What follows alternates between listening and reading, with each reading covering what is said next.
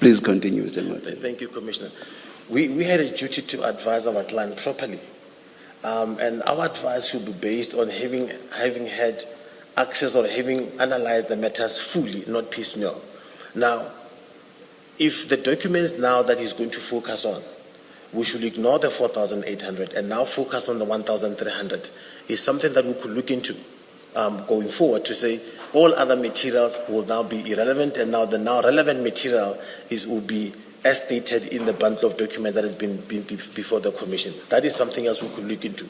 But with that being said, Commissioner, understanding the importance of this Commission, we started looking at that 1,300 last night already, plus the additional 500.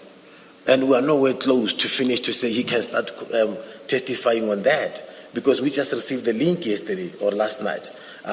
So we already started. Would Monday be in order? Would starting on Monday be in order then? You say you started going through those. So assuming that we postpone until Monday, so you would have today at the weekend, and then we start on Monday. Would that be in order? But as I said with Mr. Shaskalsin, that's not necessarily an inclination. I'm just raising that to you or with you to hear your submissions. That suggestion was ventilated already when we met on Monday with the evidence leaders, that I'm unfortunately not available on weekend. So they knew already, as from Monday, that I will not be available on this weekend to be able to then see. Mr. Ngwato, you are a practitioner. I'm sitting with practitioners. I was a practitioner for many, many years. We always try, if something comes up and something that's quite urgent, we always try to make time. Are you telling me as you are sitting there that you simply cannot make time to attend to this very important national matter, or rather matter of national importance? Commissioner, I fully understand what you're saying. In agency, there is no convenience. I'm 100% with you there. But I had to pre-warn them. And had it been that we had... That was a discussion with the evidence leaders. You are discussing with me now. And I'm raising a matter of national importance, and I'm asking you whether you are telling me that you simply cannot make time. Commissioner, yes, I understand that that is the issue that we... If, for example, you will tell me that you are attending a wedding, it's not your daughter's, it's not your son's, I doubt that I would necessarily be satisfied with that.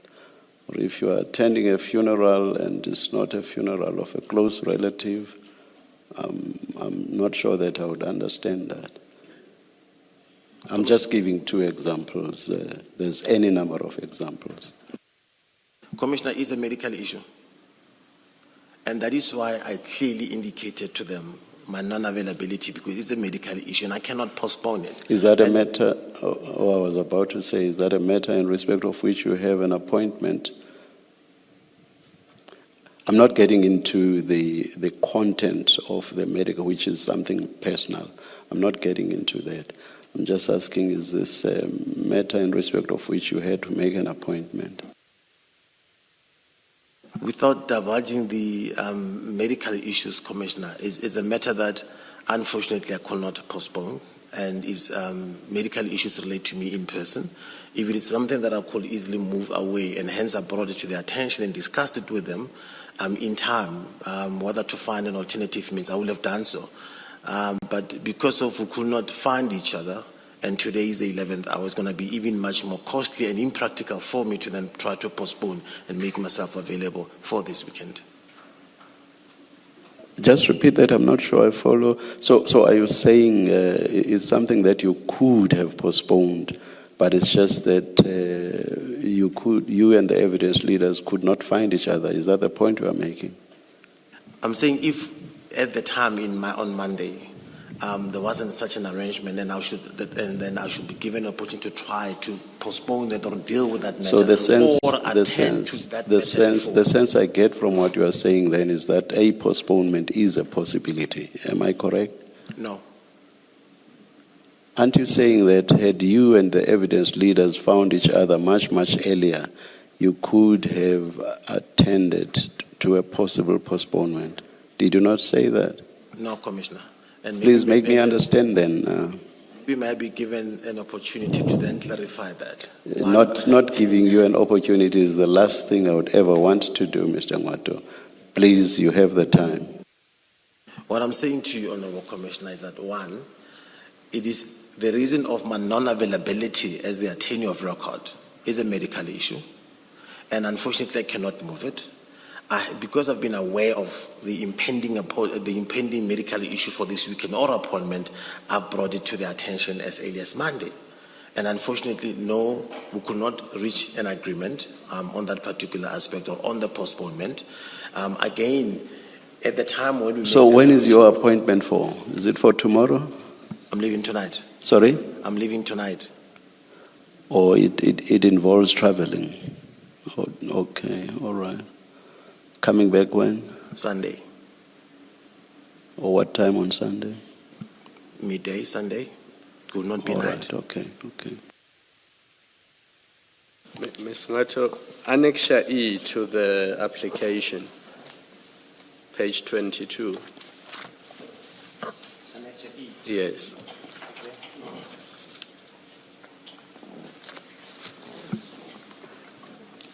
Yes, Commissioner. And we must try to work together here because the Commission does not have a lot of time. It's a letter dated 22 January, so that's 8 days ago. And in manuscript it says there that the witness collected the USB on the 22nd of January, so that's 8 days ago.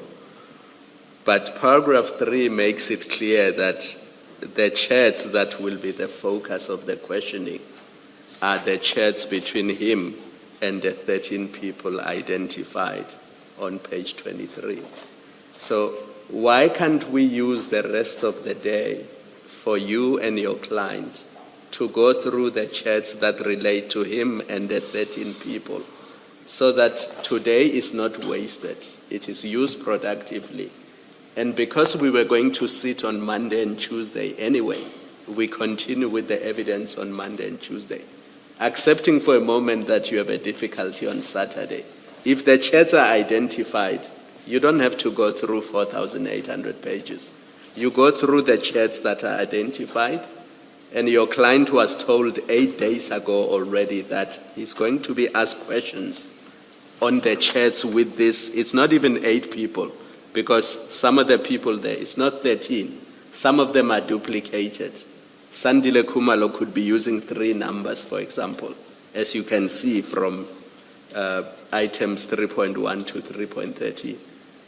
So because today was a sitting day for the Commission, and you said your client is available to give his evidence in chief today for the rest of the day, why can't this day be used to go through the chats with those 13 people so that come Monday we are ready to continue with the work of the Commission?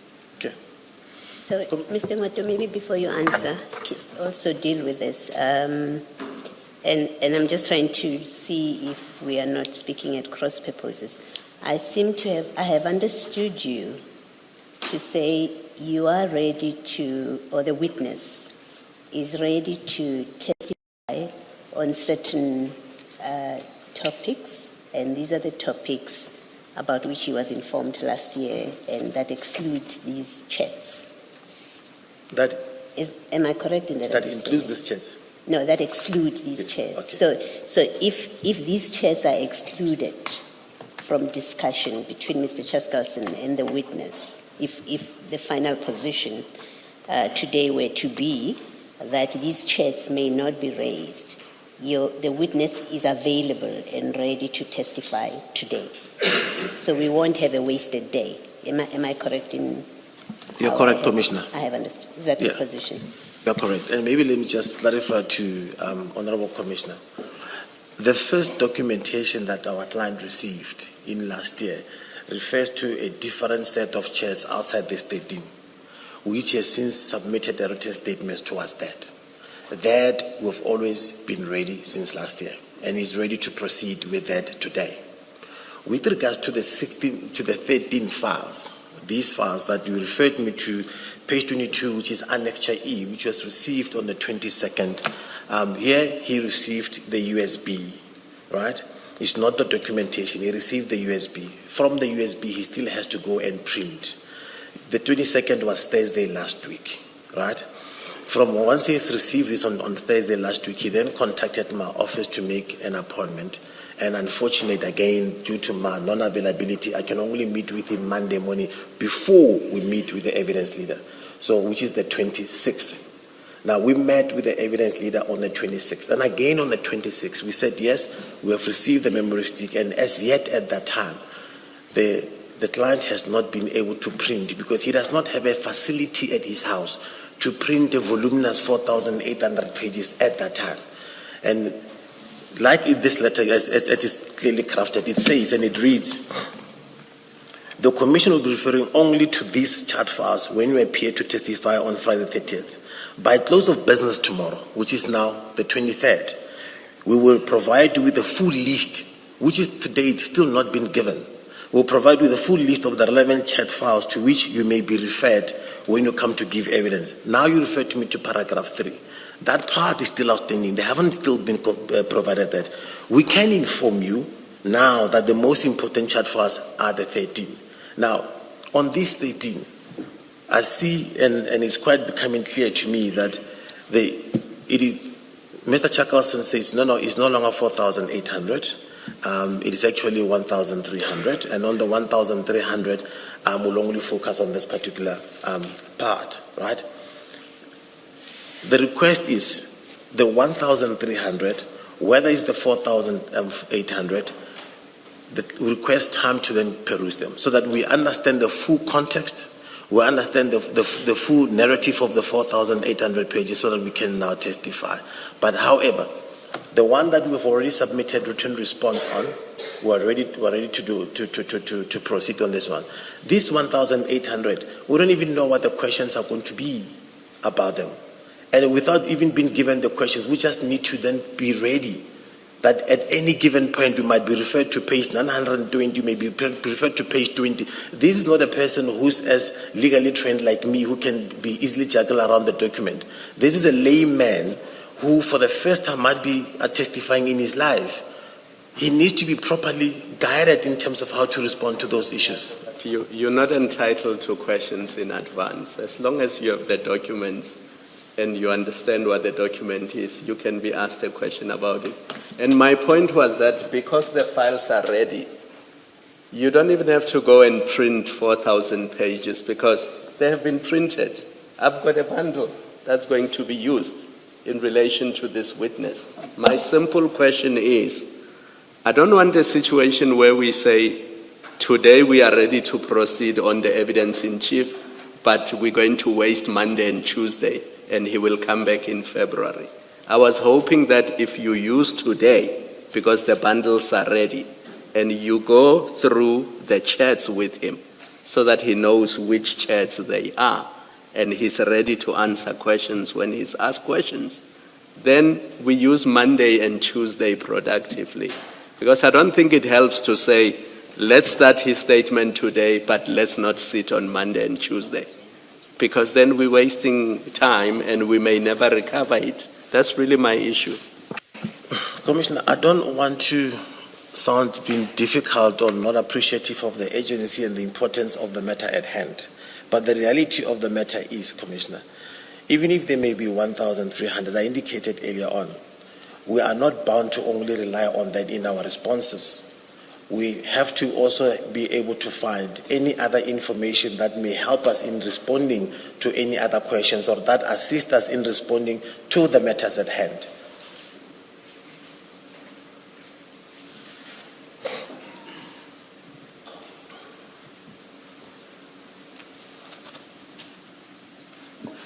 Any further submissions, Mr. Ngwato?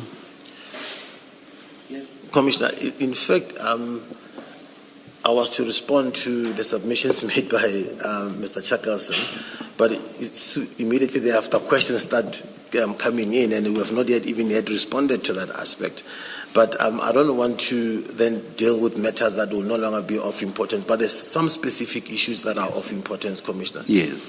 And I'll summarize them maybe into 3 or 4 aspects. One, the evidence leaders are indicating that our client needs to approach the commission with good faith and answer questions in good faith. That being said, is that good faith is also required from the evidence leaders in giving him the proper time to be able to analyze and respond adequately to the questions. And what we're saying that simply because of the bulk of documents that were now submitted to him in less than 3 days ago. And I was trying to explain to the Honorable Commissioner that even though he collected on the 22nd, then counting from the 22nd will make 8 days. He never had access to them for 8 days. He only had access to them only as from the 27th. And the evidence leaders were fully aware of that particular scenario. That's point number one. And therefore, good faith will dictate. If a person only receives the document 4 days before the commission, voluminous as they are for more than 1,000 pages, he needs to be given a chance to be able to peruse them. That's number one. Number two, he then referred to the emails. Commissioner, there's an issue here and we need to accept this thing. Maybe the evidence leaders need to approach the commission with honesty and integrity. The first correspondence that were sent to the client were sent to a wrong person. He never knew of the number of people that were involved in the first bunch of documents. This number of people that were referred to in the first correspondence to him were sent to an incorrect person. He only first time received the correct names of people that he needed to answer to on the 2nd of December, and he responded to that. This person that they are now focusing on is the same person that they included, excluded, and excluded in their own previous correspondence, which they were sending to a wrong person. And now they want to say for 8 weeks, which is what they stated in their answering affidavit, for 8 weeks you've been aware of these documents. But they did not want to accept the fact that the email they used in that 8 weeks they're referring to was an incorrect email, which is what we stated in our replying affidavit, and he never had access to that. So it's only now this witness received the documents on the 2nd and duly complied with all the requirements that were of him and submitted. And now on the 19th of January, when he's supposed to come, they say come back on the 22nd, there's a memory stick you are to receive. So they now want to try to portray our client as an uncooperative person. This is and without admitting on their side that there was an error on their side. They have been sending correspondence to a wrong person. He never been receiving this information. He only received the information. And now because of a scheduling issue, which has nothing to do with him, now he needs to compromise his rights and to accommodate scheduling. Scheduling cannot be as important as the constitutional rights of a person, the right to prepare and the right to a fair trial. Scheduling can never be of such importance. If there's an issue on scheduling, they must find a way how they rearrange things on his side, but not to his prejudice because of scheduling aspect. And that's another comment that I wanted to be able to make there. With regards to the charts, Commissioner, like I said, I've already had access to the charts and I've already started studying the charts. It's not just the charts. It is the charts, it is the videos, it is the outgoing calls, it is the incoming calls, it is the documentation. It's not as simple as it's been portrayed to be that now it's just mere charts and it's the charts that he made. But these charts or this documentation involves other people, like he said. He says it could be coming from this person and going to this particular person. Our client cannot come here and just give blanket statements without corroboration, because it would just be hearsay.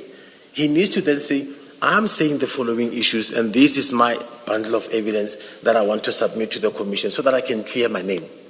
Otherwise, the narrative will be, this is what it is. And it cannot be that our response or defense solely relies on the bundle given by the evidence leaders. So we have a duty, if we have any other counter evidence, that we have to produce that. And for us to then produce that documentation or evidence over the weekend, we may not be able to have access to those documentation because that's state information or the information that has been held through his employer. We may not be able to do that. Hence, again, the aspect of a weekend is not attractive to me over and above the challenge that I personally have. So the request therefore is, and I was looking with my colleague here in terms of how quick we can accommodate the commission, given the fact that I may not be available. I initially said 6 days, but if we were to start on Wednesday, so that I can have the 2 days, Monday and Tuesday, to thoroughly go through the documentation with this client to then finalize. Because you don't just read it once and then you're okay. You read it once and at the end you realize, but I read something on this file that's important to this particular file. Let's go. You have to clearly bring him to understand the implications of what he says. And I humbly request, this is not a process you can push over. This is not a process that you can rush over, because you're speaking about somebody's life, you're speaking about somebody's dignity. This matters for generations to come. Will be referred to his dignity. And it cannot just be rushed because of the scheduling aspect. That's my submissions, Commissioner.